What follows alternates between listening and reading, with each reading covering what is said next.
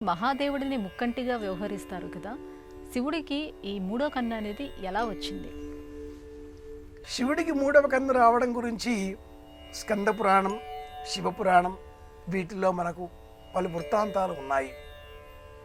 పరమేశ్వరుడు, పరమేశ్వరి ఇరువురు ఏకాంతంలో ఉన్న సమయంలో పరిహాస భాజనంగా ఆనందాన్ని ప్రకటించేటటువంటి సందర్భంగా జగజ్జనని కాత్యాయని పరమేశ్వరుడి రెండు కన్నులు మూసింది.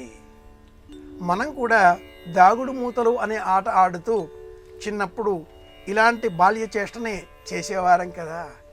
మన ఆటలలో కూడా పూర్వకాలపు ఈ సంప్రదాయాలే చూపించేటటువంటి వారు ప్రాచీనులు. పార్వతీదేవి ఇలా పరమేశ్వరుడి రెండు కన్నులు మూయడంతో లోకాలకు కొంతకాలం చీకటి కలిగింది. అంధకార బంధరం కావడంతో దిక్కు తోచలేదు. పరమేశ్వరుడు దయాళువు కనుక, సమస్తము తెలిసినవాడు కనుక పార్వతీదేవిని ఆక్షేపించక ఇల్లాలు అన్న మమకారంతో మూడవ కన్నుని సృష్టించి ఆ మూడవ కన్ను ద్వారా లోకాలకు వెలుగులను ప్రసరింపజేశాడు అని మనకు స్కంద పురాణం తెలియజేస్తుంది. ఒక కన్ను సూర్యుడు, ఒక కన్ను చంద్రుడు. లోకాలకు కాంతిని ఇచ్చేటటువంటి ఈ రెండు కన్నులు పార్వతీదేవి అరచేతులతో మూయడంతో మూడవ కన్ను ప్రకటించిన ఆ పరమేశ్వరుడు ముక్కంటి అన్న పేరిట ప్రసిద్ధమైనట్లుగా పురాణాలు తెలియజేస్తాయి. మనందరిలో కూడా ఈ మూడవ కన్ను అనే జ్ఞాననేత్రం ఉన్నది.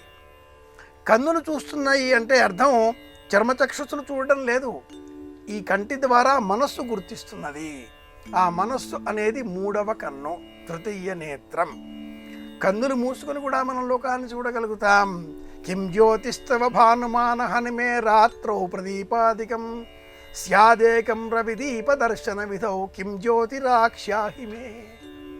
ఏకశ్లోకి అద్వైతాన్ని ప్రతిపాదించిన శంకర భగవత్పాదుల వారు జ్యోతిస్తదస్మి ప్రభో అంటూ పూర్తి చేస్తారు. లోన ఉండే ఆ జ్యోతి మూడవ కన్నుగా మనం అర్థం చేసుకుందాం. లోకంలో ఏది మంచి ఏది చెడు అని బోధించేది మూడవ కన్ను, జ్ఞాననేత్రం.